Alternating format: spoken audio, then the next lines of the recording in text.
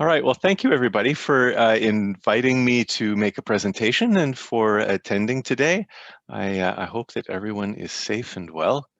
All right, well, I'm going to be talking today about OpenHIE version 2, which for those who are active in the community will know that to be the FHIR-based version of OpenHIE. And I'm going to be talking about how we would go about conformance testing an end-to-end FHIR HIE. It's got a lot of moving pieces that need to be put in place to get it going, and I'm going to be introducing, probably for the first time, many of the attendees on the call to an IHE profile called Mobile Health Document Sharing, MHDs, and then talking about how tools like Gazelle and the Inferno stack, which is a FHIR testing tool, and the Gherkin test scripting language can all work together to give us a way to describe a FHIR-based HIE that we can then conformance test. And actually, I probably should have just opened up the agenda screen to say that that's what I'm going to do. I will precede this by making a really brief introduction of myself, but a slightly longer introduction of how this initiative came upon us. Okay, oh, and by the way, I apologize a little bit. The Gazelle and Inferno and Gherkin, oh my.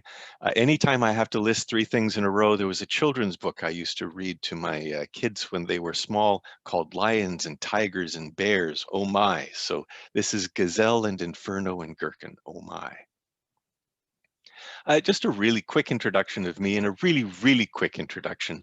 To be honest, the pictures that you see on the right-hand side of the screen are the takeaway message from this slide.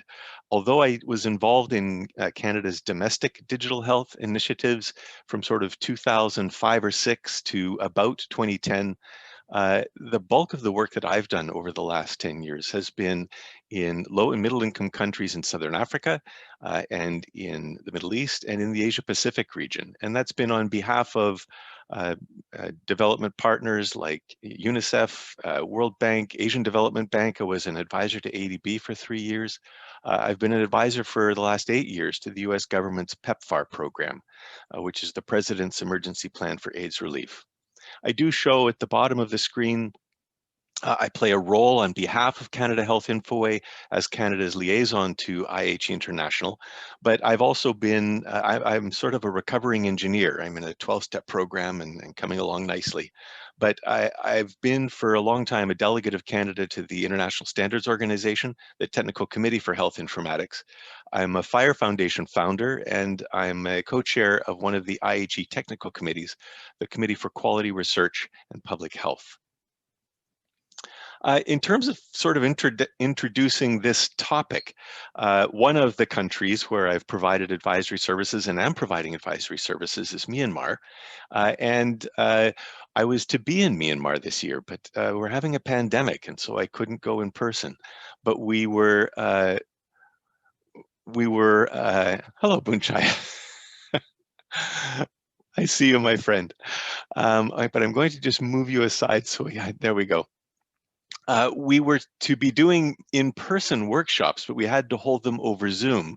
But we did hold these workshops. We held 6 workshops over sort of a 5-week period that progressively went through 4 topics. We talked about the use cases that we wanted to operationalize in Myanmar's national digital health sharing infrastructure. We talked about the digital health specifications that we could use to operationalize those use cases, and then what software solutions we could leverage as Lego blocks to build that. And then we spent 3 sessions talking in a quite detailed way about implementation science, about all of the governance and the program management and the sustainability challenges that we're going to face that initiative and how we would address those. Specifically looking at the use cases discussion that we had, this is a diagram taken from the Institute for Health Metrics and Evaluation, IHME. Each country actually has their own page where particular metrics are displayable.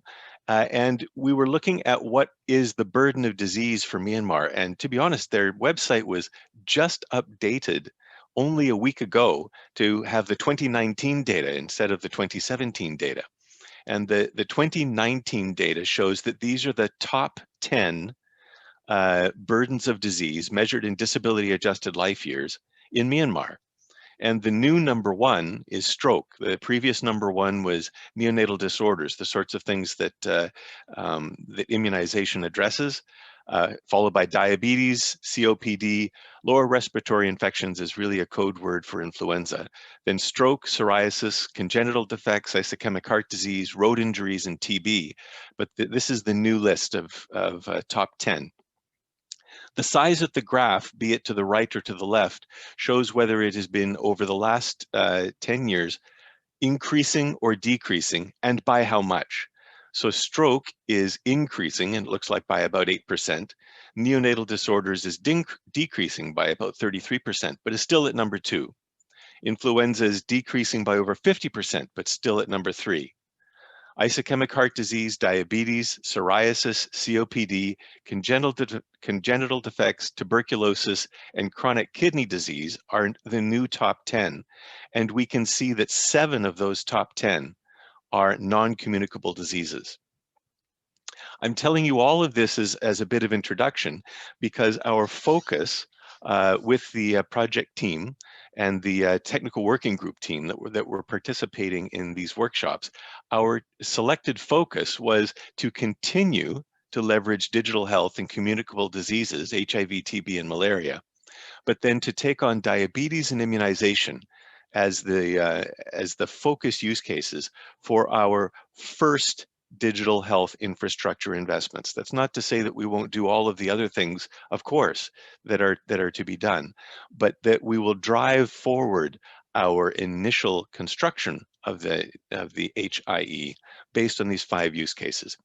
Immunization, by the way, of course, we're focused on childhood immunization, as every country is, but we're also very focused on the pandemic, as every country is, and are looking for the ways that digital health can be leveraged to vaccinate 55 million people in Myanmar with the new COVID-19 vaccine when the happy day comes that we have one of those.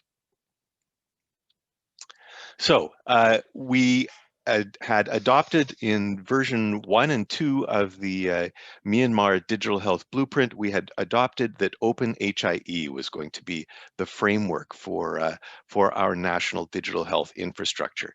In face of the use cases workshop, we narrowed our focus a little bit on the aspects of the infrastructure that specifically spoke to those 5 areas. So that was specifically looking at the care delivery aspects, and then of course the shared services infrastructure that we would need, our interoperability layer, our interlinked registry to support connections to facility registry and health worker registry, a client registry, terminology server, and then the shared health record. And we have been for many years benefiting from using DHIS2 as our health management information system in Myanmar. So just as key takeaways, our use cases drive forward the immediate construction project that we have for our digital health blueprint. By the way, we refer to it sort of generically as blueprint version 3 when we're doing this work in Myanmar, and blueprint version 3, we think of it as the construction drawings. I don't know if anybody's ever done renovations on their house or has been involved in commercial construction. I did that on 2 large hospital projects when I was very, very soon out of engineering school. So these are the construction drawings. Our version 1 and version 2 of our national blueprint in Myanmar, we can think of them as the artist's renderings, the 3D picture of what it is that we're going to make. And these are the construction drawings for the electricians, and the construction drawings for the carpenters, and the construction drawings for the plumbers. And they are we look at this as the implementable set, the constructible set of our blueprints. OpenHIE, as I said, is Myanmar's HIE architecture. To mitigate risk, we wanted to proceed with a family of norms and standards in Myanmar that would be supported by a wide array of credible digital health solutions, so we could use those as building blocks to build against the standards that we were selecting. And as an important matter of governance, and we talk a lot about governance in our AeHIN meetings, as an important matter of governance, we need our interoperability specifications, our national norms and standards for Myanmar to be conformance testable. So if we want to have support from a wide array of digital health solutions, that somewhat forces us into the arms of operationalizing HL7 FHIR. The number of sort of jokey comments that you can make around FHIR are everywhere, and it's the hot topic right now. There you go, FHIR is hot, and it is taking the digital health area. The digital health area is on fire with FHIR, and they just get worse and worse the longer I keep going with it. But we anticipate that in order to be plugged into the digital health solutions that we want to be able to leverage on a wide basis in Myanmar, we're going to want to embrace FHIR. And that means we're going to be looking at the OpenHIE version 2 specifications. Well, if we want to be conformance testable, then we can't just say we're going to adopt FHIR in a generic way. It, as many people know, adopted this sort of 80-20 rule. So FHIR profiles themselves and FHIR resources themselves, it's not enough to say that. To be conformance testable, we're going to look at what IHE has created as implementable profiles based on the FHIR standard.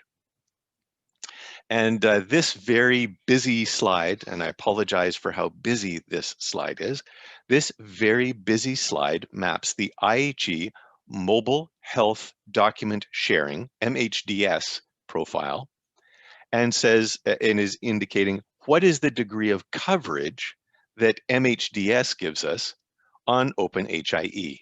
And you'll see that with the green check marks, the coverage is pretty much complete. I can tell you that's not an accident.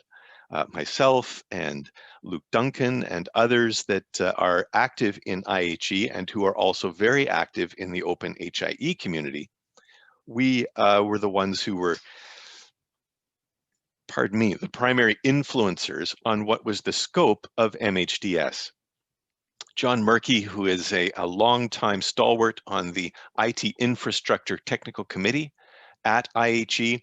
John Murky was the lead author on this profile, but Luke and I and others had an overarching imperative for MHDs that it would support the operationalization of an end-to-end FHIR-based HIE, Health Information Exchange. And the reason for that is that although in North America, certainly, and in Europe, FHIR is very often used as a facade on top of legacy big iron software that does the back end, the back office work. But it is an opportunity that many low and middle income countries want to take to leapfrog and not put in place legacy systems based on HL7 v2 messaging or based on HL7 v3 CDAs. Many countries want to start from the outset building their digital health infrastructure on FHIR. And so the imperative that we gave to John is to say, no, we don't expect to be a facade on top of something else that's doing CDA processing, for example. We expect this to be FHIR end to end. Just quickly reading through what's on the slide, and I suppose I've probably blah, blah, blah long enough that many people have had time already to look through it. But this is these are the operational things that are part of OpenHIE version 1 and version 2 because of the workflows that you have to do to provide, to support a care delivery network. So add or update a client record, query for a client or a patient record, add or update person-centric health data, a query for person-centric health data, query for registry content like facility registry, health worker, organization or health service, and how these might be combined. That's the mobile care services discovery profile, or the interlinked registry profile. Refresh these registries from a federation of underlying directories. Manage health data coding, so look up or validate codes, translate between different code sets, establish and enforce secure access, so this is the authentication, authorization, message security, which is the encryption piece, and the auditing, all of those features that we look to our interoperability layer to operationalize for us. And then some MHDs compatible transactions around, for example, mobile alerts using SMS messaging to send out an alert if some event should be paid attention to, and then of course indicator reporting. So the takeaway here, the high-level takeaway from this slide is that there is fantastic coverage of the OpenHIE functional footprint from the MHDs IHE profile, and this gives us our transaction processing model. We also need to be able to say what is the health content that we will convey. And CEN and ISO and SNOMED and HL7 and IHE, all of these international organizations have balloted the International Patient Summary, or IPS composition. This gives us a health information model. Now, an implementation guide has been created by HL7. Actually, two IGs have been created. Two interoperability implementation guides have been created.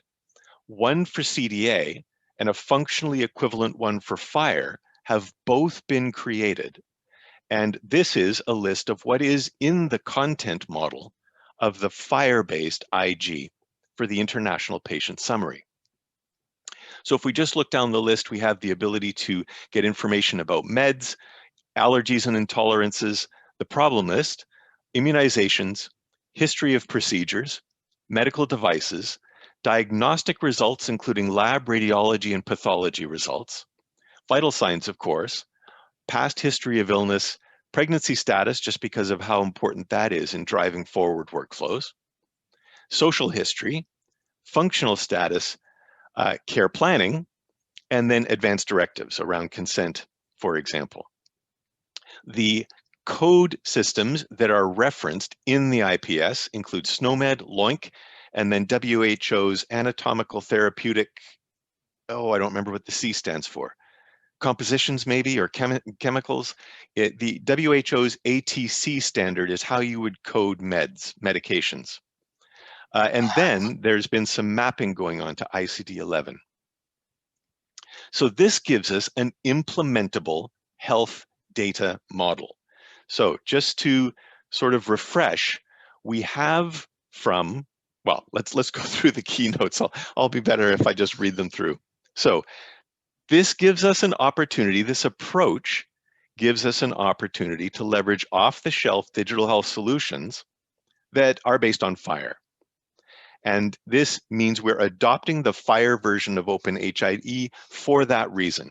Well, if we're adopting the FHIR-based version of OpenHIE, we want to have a conformance testable IHE profile that covers off that functionality. And the mobile health document sharing profile affords us that. So MHDs is a conformance testable specification that talks about how you would use FHIR resources to construct an HIE.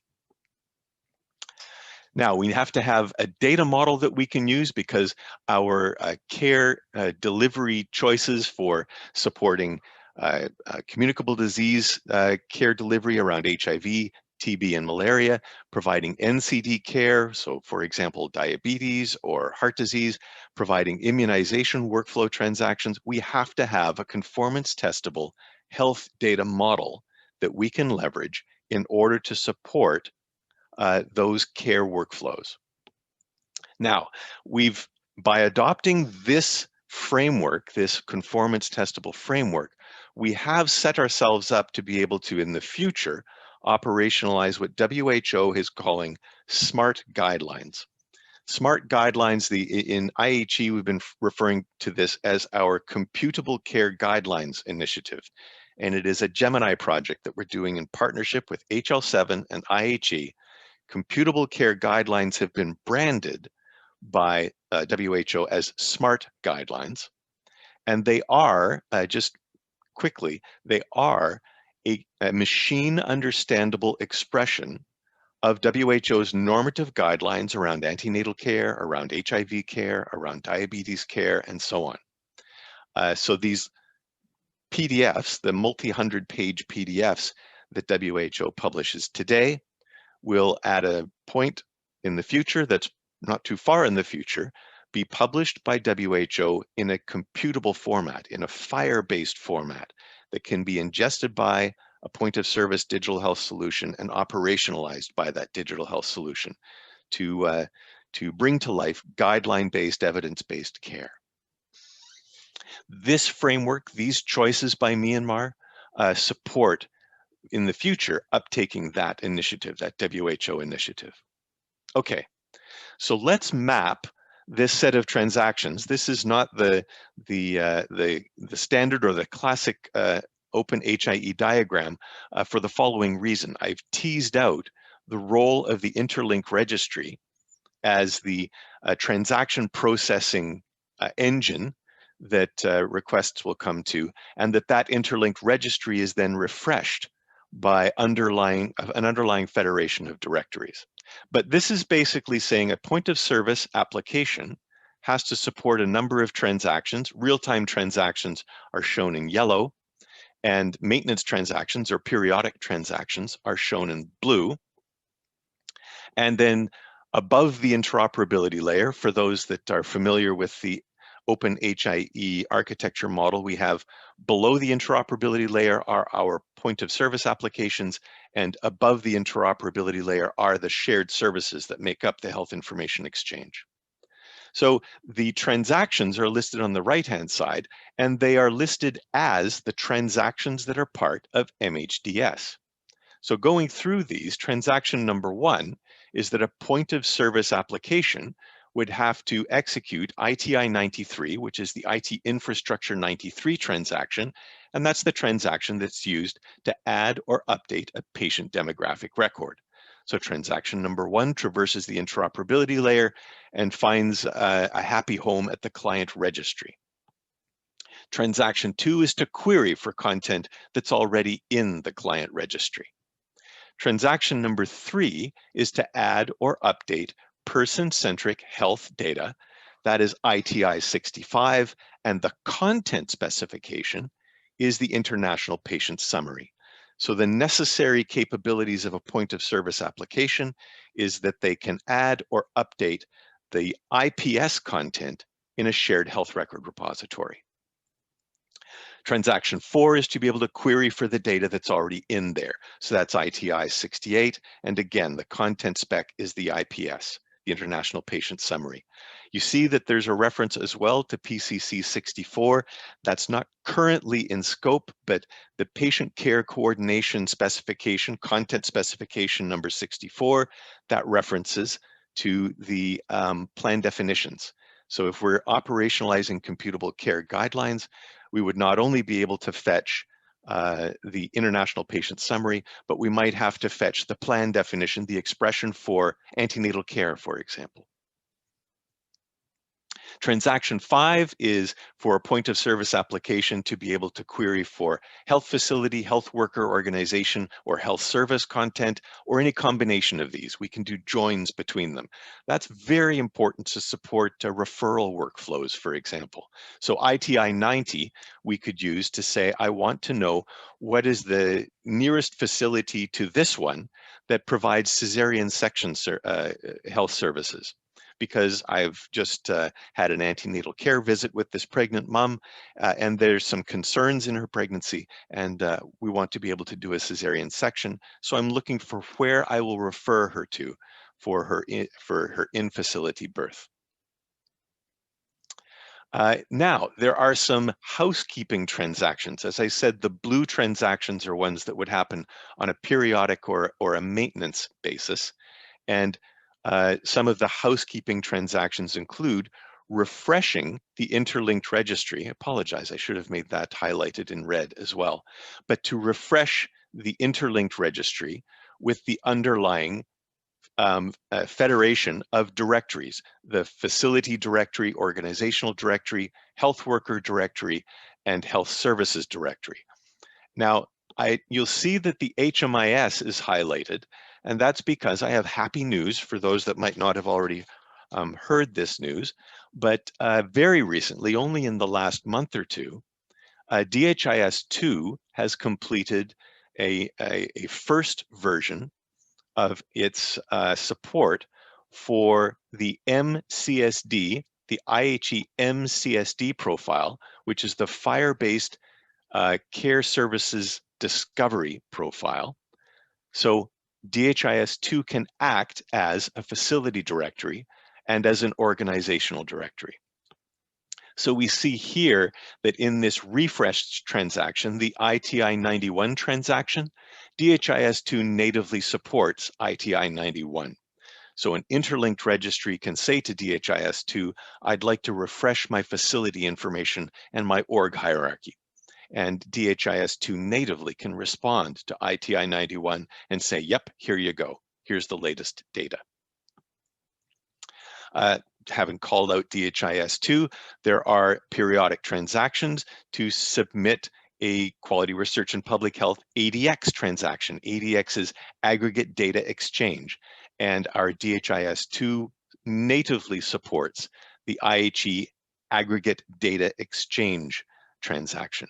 Now, we're looking for the FHIR-based version of that, mobile ADX, and mobile ADX is in progress. DHIS2 has created a working group around its support, its native support for FHIR, and the native support for MADEX, we call it MADEX, the FHIR-based aggregate data exchange, MADX or MADEX profile. That is being worked on right now by the DHIS2 group at the University of Oslo and will be lit up soon. So I have an asterisk beside QUIRF 58, that's the MADEX transaction. And today it natively supports QUIRF 53, which is the ADX transaction. There will be times when point of service solutions or when the interoperability layer itself will need to be able to refresh the code systems. And so there are transactions 8 and 9 to look up or validate codes or to translate between codes. And those are transactions that the interoperability layer might need to do against the terminology service or that a point of service application might need to do. And then as a forward-looking future capability, at some point in time in the not too distant future, we can expect that point of service applications will have a computable care guidelines engine that they can leverage to do the PCC 69 transaction. And that is to apply a plan definition, to take a native machine understandable description of the antenatal care or the HIV care guideline and say, I want to take the content that I have already in my hands and see what would be the recommended actions that should be taken based on WHO's, well, actually, based on Myanmar's nationalization of WHO's normative care guideline for antenatal care or for HIV care or what have you. So there is also something that we need to turn our minds to regarding the mandatory behaviors of a point of service application that's going to be a good citizen participating in the HIE. There is not only a requirement that the point of service application will support those transactions with the HIE, but there are ways that we need the digital health solutions to behave during an encounter. So the archetypal encounter workflow is to unambiguously identify who is the patient. If we have to say, which Derek are you? So say, all right, well, this is the unique ID for this particular Derek, and establish that. Then retrieve Derek's health summary, provide appropriate care to Derek, and then update Derek's patient health data and persist that. So this isn't intended at all to be an eye chart, but this is a normative business process modeling notation, BPMN representation, of how a point of service solution should behave. And we need to operationalize those 4 elements in the archetype that was just shown in the previous slide. And we will use these normative transactions to do that. But for those that can read the slide, the initial steps are to look up the patient in the EMR and then to cross-reference that to the client registry. If there is no patient found, or if edits need to be made to the record that's on the client registry, then I have to use the ITI 93 workflow to add or update a new demographic record. Otherwise, I'm using ITI 78 to fetch from the client registry this particular patient demographic record. Then I have to fetch the health data I know about a subject of care, Derek, for example. So I would use ITI 67 to look up the International Patient Summary. I would then update that if there's any information that needs to be edited or added. I would then do an assessment of the patient. I'm either providing ad hoc care or I'm providing guideline-based care. So either Derek has stepped on a nail and I need to provide the ad hoc care to Derek, or Derek is here because he's HIV positive or because he's diabetic, and I'm providing guideline-based care to Derek. And if I am using computable care guidelines, I'll be doing the ITI 68 to fetch what is the normative plan definition for diabetes or the normative plan definition for HIV, or for both of those. And if I fetch both of those, then the CCG processing engine will say, here are the two plan definitions overlaid on top of each other, and this is what should be the guideline-based care for Derek in this encounter. So once I provide that guideline-based care, I faithfully record what it is that I did in this encounter, and I update the HIE. I do the ITI 65, I send the encounter data and the International Patient Summary. So again, our key takeaways here. MHDs affords us a way to describe the mandatory behavior of a FHIR-based HIE, and the IPS affords us a way to say this is the normative patient summary data model that I will use when I'm communicating with the Health Information Exchange. Now, as a reality check in our workshops with our technical working group members in Myanmar, we looked at whether or not MHDs and IPS could be leveraged out of the box to operationalize the guideline-based care around our top 5, around HIV, malaria, TB, diabetes, and immunization. And our reality check was that yes, that is sufficient information, and those are a sufficient palette of transactions to let us operationalize guideline-based care for those top 5. As a last takeaway, to be a good citizen, there is a mandatory pattern of behavior for any point of service solution. Okay, I'm going to pause for 1 second just to get a slurp of coffee.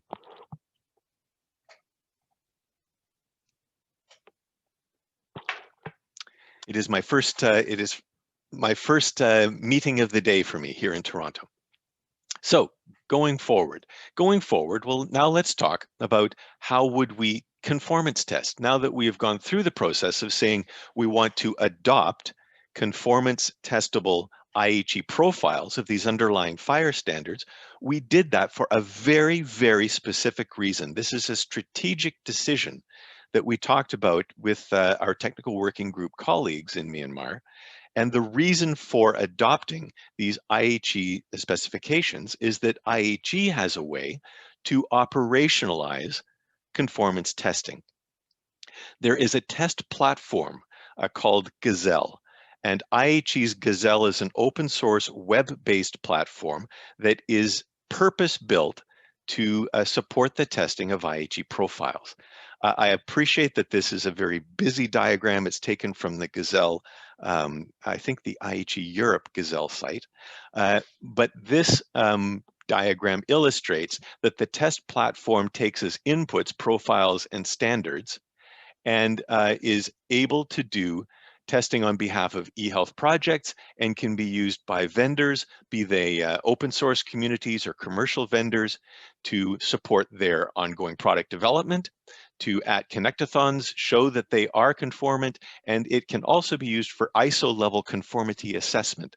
In the United States, for example, there is a requirement that digital health solutions go through an ISO level conformity assessment before they're allowed to be connected to the national HIE in America, or the collection, the community of HIEs. And the Gazelle test platform is how products in the United States go through that conformity assessment. The Gazelle components include a test manager, an assertion manager, proxy security validation services, and simulators that can simulate the IHE actors that participate. And this collection, this test platform is mature. It's been used for, oh gosh, it's over 10 or it's almost 10 or 15 years old, I think. I know Jürgen Brandstatter is on this call. He can maybe during the Q&A give us a sense of what the provenance is of this platform. But it really has been carrying the mail for a long time in terms of IHE's role as a conformance testing body. Not only does IHE develop these implementable conformance testable profiles of underlying standards, but it has for years been hosting these Connectathon events that can be used to conformance test. Well, there's another platform to introduce here, and it's called Inferno. Inferno is a FHIR-focused test tool. This was funded by the Office of the National Coordinator in the United States. Because it was publicly funded, it is an open source platform. And Inferno is what is used by ONC, the US Office of the National Coordinator, to acceptance test the US specifications, the US profiles for FHIR. But it is, as I said, a large, very capable open source FHIR testing platform. And I'm happy to say that I've been involved in some calls between IHE and the MITRE group related to IHE providing the permanent home for the Inferno project. When the funding runs out, and I think it runs out in a year, this open source project will look for its permanent home. And there are quite active discussions underway for IHE to be that permanent home for Inferno. And this, of course, is very exciting because to pull this native test capability into the Gazelle platform, Gazelle, by the way, includes all kinds of purpose-built tests that have been developed by folks who aren't IHE. IHE, they've written their own tests in a number of cases, but there's also tests written by the American National Standards Institute. ANSI Labs has written a number of tests, and those are part of and woven into the fabric of the Gazelle test platform. The discussions that are underway are to do the same thing with Inferno, to weave Inferno into the fabric of the Gazelle platform. There's another player to introduce onto the playing field, and that is Cucumber Studio. And I think it's a very cute name. I didn't come up with that name, but this just gets better and better because Cucumber Studio is actually a high-end enterprise class test scripting platform supported by a company called SmartBear. So Cucumber Studio is supported by SmartBear. I just can't even think of a cuter set of product names, but having, cute though they are to be taken seriously. This enterprise class test script development tool supports behavior-driven development. And BDD, in fact, has been a really big deal within the software development community. There is a standards-based language. The Gherkin language is an ad hoc standard. I don't think that it's been balloted by one of the SDOs, but it is a community standard that is operationalized by Cucumber Studio. And Gherkin is how you would describe the mandatory behaviors of a software product. Now, here's where this gets very interesting. Before the product was acquired by SmartBear, which is in fact a very big company, before it was acquired by SmartBear, it used to be called HipTest. Well, HipTest is even a cuter name than Cucumber Studio. But HipTest was an open source community participant, and they provided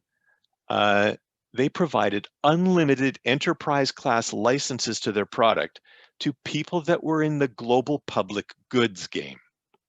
So when it was still the HipTest, I actually was the one who made these applications. I applied for an unlimited open source license for the PEPFAR program, the President's Emergency Plan for AIDS Relief, for the OpenHIE initiative, and for IHE, so that all of these organizations have unlimited use licenses for what is now the Cucumber Studio platform for authoring gherkinscripts. That's very useful because we can now leverage this very understandable scripting language. I don't know if it can be read by everybody, but this is just a very simple scripted gherkin test to say when a client attempts to connect to the interoperability layer and it's using a trusted PKI certificate, we want that to succeed. If they aren't using a trusted PKI certificate, or if we don't have a PKI certificate at all, we want it to fail. Well, the description of this uses a simple syntax. And the syntax is, given I have a valid PKI certificate installed on my client, and the PKI certificate is trusted by the interoperability layer, when I submit a transaction to the interoperability layer service endpoint, then the interoperability layer will attempt to process the transaction. So this given, when, then format is the heart of the gherkinscript language.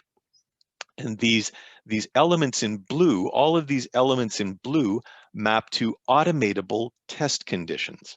And so over time, you can create a library of these automatable test conditions and plug them into whatever you're using as your automated test platform, such as Inferno, for example.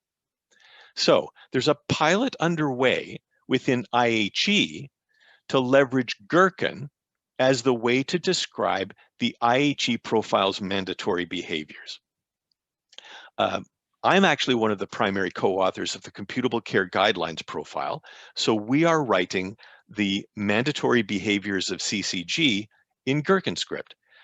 Colleagues of mine who were the primary authors of the International Patient Summary IHE profile wrote their mandatory behaviors in gherkinscript.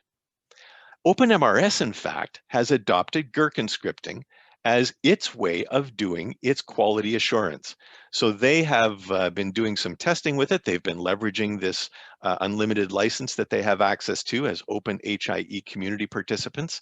And they have adopted Gherkin and been leveraging Gherkin with success to author their mandatory behaviors of the latest builds of OpenMRS. The Datum team has been using Gherkin for over 3 years.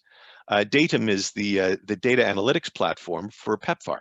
The Datum team in PEPFAR has been using it for over 3 years. In fact, that was initially how I came to learn about what was then called HIP test, and that was when I initially got my first open source unlimited use license, enterprise license, and it's enjoyed and held by the PEPFAR program.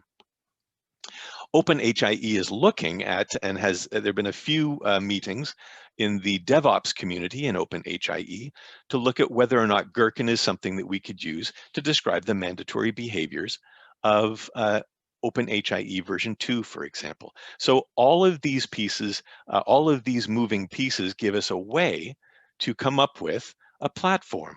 Well, where do we want to go with this? How do we want to leverage all of these moving pieces?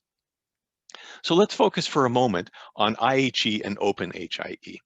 And let's assume that there's the opportunity for IHE International and OpenHIE to leverage FHIR and gherkinscript. So FHIR would be the way that the data model is expressed, and gherkinscript would be the way to express the behavior model. And let's assume, and these discussions, as I said, are underway, that this data model and this behavior model can now be operationalized by an Inferno platform woven into the Gazelle platform. This collection of global public goods gives us a way to operationalize the conformance testing of end-to-end FHIR HIEs. And I'm drawing to a conclusion here, but what I want is for my colleagues in Myanmar to be able to take the Myanmar expression of their national blueprint version 3 and operationalize that in something that we could use in Myanmar to do conformance testing for digital health solutions. So we could bring in OpenMRS and see if it passes the data model and behavior model. We could bring in Sante Suite and see if it passes the tests for the data model and the behavior model. We could bring in DHIS2 and see if it passes the tests for the data model and behavior model. And then anything that we're writing within our own Ministry of Health development teams For example, there's a health worker directory that we're developing internally in Myanmar within the Ministry of Health. We could bring our own tools to be conformance tested as well. So here are the key takeaways. IHE and OpenHIE, I'm advocating for this, should continue its adoption of Gherkin to normatively describe the behaviors of FHIR-based specifications. And we have an important starting point for IPS and MHDs. IPS is already done. I am beating the tambourine that MHDs should do the same. An integration of Gazelle and Inferno into a Gherkin-aware test platform would be a global public good of astounding value, And then as an instrument of governance, digital health solutions can be conformance tested against the country-specific extensions, if there are any, at national standards and interoperability labs. And I know that there was in the advertisement for this session, a call out that this could be something that is complementary to the recent presentation around SIL Thailand. Okay, I'm very sorry that that took as long as it took, but I'm done and I'm happy to take questions. Thank you, Sir Derek. To all our participants, if you have questions, please feel free to enter them in the chat box. I will also try enabling the microphone. So if you want to speak on your microphone, please raise your hand. All right. I see there's a question in the chat from Jeremy. I'll read it if there are folks that aren't seeing the chat. How can you utilize FHIR resources to derive patients on a location-based list? I only found that you can derive a location after you've selected or chosen the patient. So I'm not sure, Jeremy, if you mean identifying what might be the home facility for a patient, because I mean, I have a family doctor. So there is actually a relationship in my demographic record to Dr. Mary, who's my family doctor. So there is information around that relationship in the demographic record. But if a patient has been admitted into a facility, for example, then that's part of the encounter. That's part of the encounter resource, that there's the relationship between patient ID, facility ID, and then actually there's also potentially a many-to-one relationship between the members of the care team. So if I'm seeing Dr. Mary at her facility, then there's sort of a one-to-one, or sorry, a three-way relationship identified in the encounter. There's a timestamp, and then there's the ID for me, the ID for Dr. Mary, and the ID for her facility. If I'm an inpatient, then the timestamp is the start of my admission, and then there could be many care practitioners that are in the encounter relationship. Question 2 is the OpenHIE, the actual interoperability layer.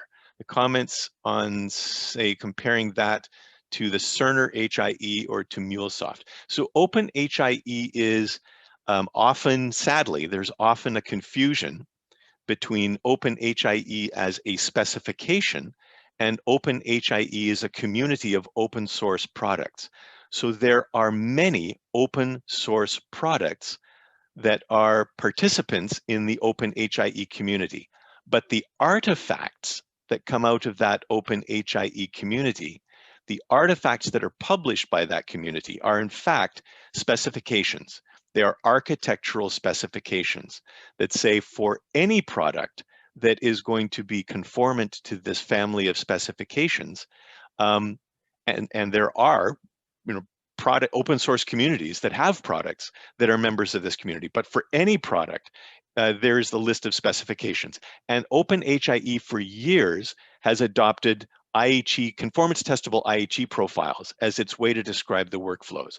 And I'll be really blunt with you. One of the things that was a big deal for IHE is that when OpenHIE community members started participating directly in IHE technical committees, for the first time in many cases, those IHE technical committees started to embrace the workflows, the use cases from low and middle income countries.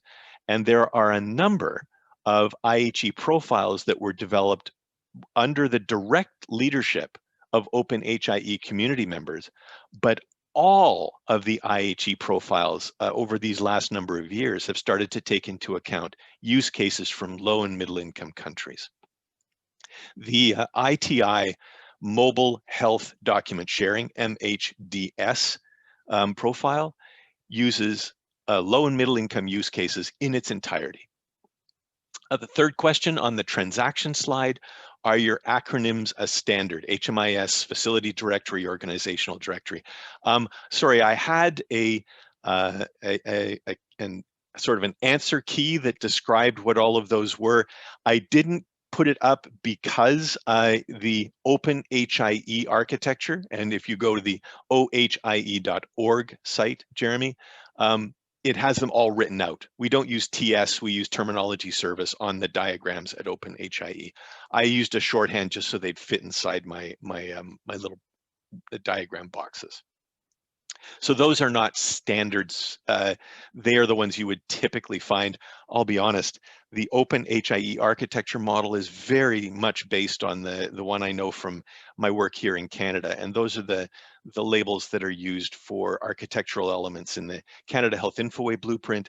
And that blueprint, which was developed in 2006, has been very influential in the terminologies and nomenclature for people describing health enterprise architecture globally. I see a question from Bunchai.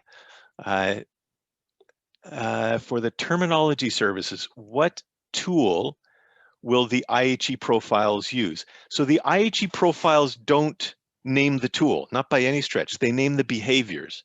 So Apollon, for example, the Apollon terminology service does operationalize the IHE behaviors. I don't know about Onto Server. Maybe it does, maybe it doesn't. I do know that some of the generic FHIR servers, so there's open source FHIR servers available from FHIR, for example, very well regarded. IBM has an open source FHIR server, so does Microsoft. A number of those also operationalize the basic FHIR transactions that do translations between code systems, for example. So even some generic FHIR servers can do some of the rudimentary transactions needed to operationalize the IHE profiles. Do we have any other questions? And these are excellent questions, by the way. I have to admit, I love spending time with my AeHIN colleagues. This is an astoundingly successful peer learning network, and it is such a successful peer learning network because of how much everybody brings their game. These questions are terrific, and the participation of the members in AeHIN is always top-notch. Hello, can you hear me? I hear you, Bunchai. Hello, my friend. I hope you're safe and well. Good morning from Toronto, right? You are now in Toronto? I am, and yes, I'm locked down in Toronto. We're in containment again. I'm unhappy to admit that Canada is suffering its second wave, and we've returned to a lockdown status here in Toronto. Yes, you can see that you are very popular among our AeHIN network. It is a shared love, Bunchai. The full home of our member, and we are very happy that you are working.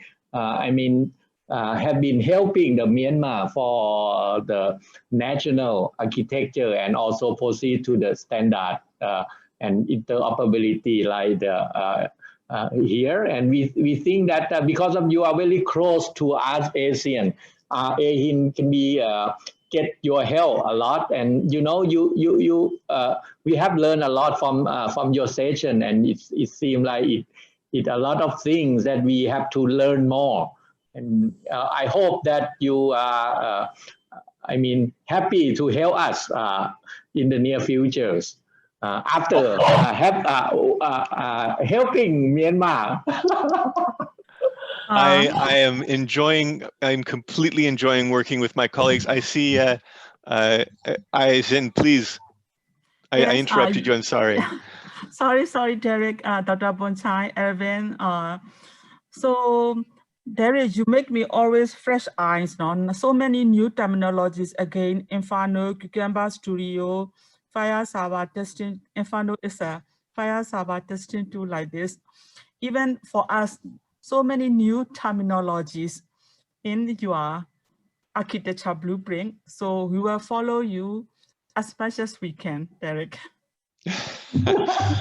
Well, I look forward to the day when all of this is just implemented as a platform that we can use, and that really is the track of work that IHE and the people, the MITRE Corporation, that are the open source custodians of Inferno. What we don't want to have to do is to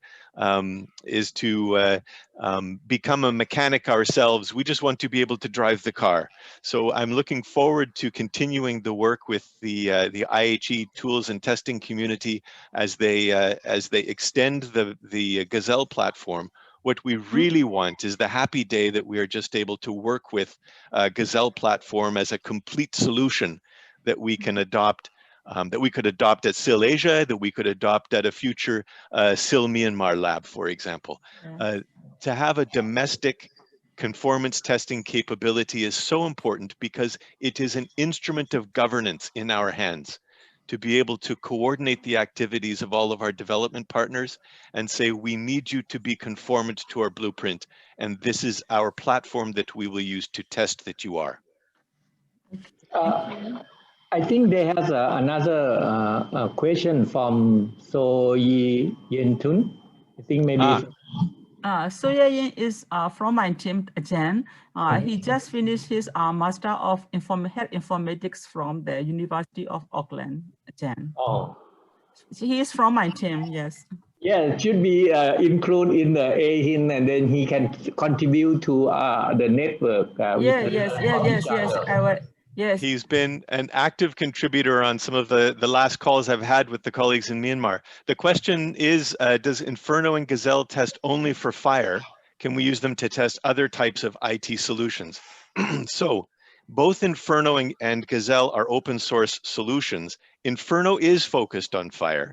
Gazelle has been used for years to test IHE profiles, so it is also able to test HL7 version 2 and HL7 version 3 transactions, for example, CDA-based transactions. But to be honest, both of these products, because they're open source, could be extended. And so there is always an opportunity. I would recommend that if we do want to make extensions that are necessary, that we would do them maybe by the SIL Asia lab, so that it can be used by all of our AeHIN participants in the region. But that's a wonderful question. Yes, they can be extended because they're open source, but Inferno is very focused on FHIR. I see that we are at our time. I don't know if anybody has a hard stop at 9 o'clock, but if anybody does and we will lose them, I just want to say again how much I appreciate and love spending time with my AeHIN friends. Okay. Before we closing the session, thank you. I think you will be very busy because of this is just your first meeting in Toronto, but we are going to sleep soon. But I have a last set questions about the MHDs. I mean, product that IHE said that you want to create end-to-end FHIR. It seems like how many countries are now implementing or using these SDS? Myanmar is one, and any countries in Europe or in South America or South Africa? So I can tell you, Bunchai, that the MHDS profile just completed its ballot a few months ago, and it is being tested this week for the first time at the European IHE Connectathon. So it is, Myanmar is an early out of the gate country, I should say, that is referencing it. But the MHDS is an umbrella profile. So it actually calls out a number of other profiles like MCSD, which has been adopted by a number of countries. It's actually, MCSD is the profile of the United States for its facility directory services. PMR, patient management Patient Master Identity Registry, PMR. So that's the one for client registry. SVCM, which is the underlying FHIR terminology specification. So there's a whole family of existing profiles that are underneath the umbrella of MHDs, and a number of those have already been adopted.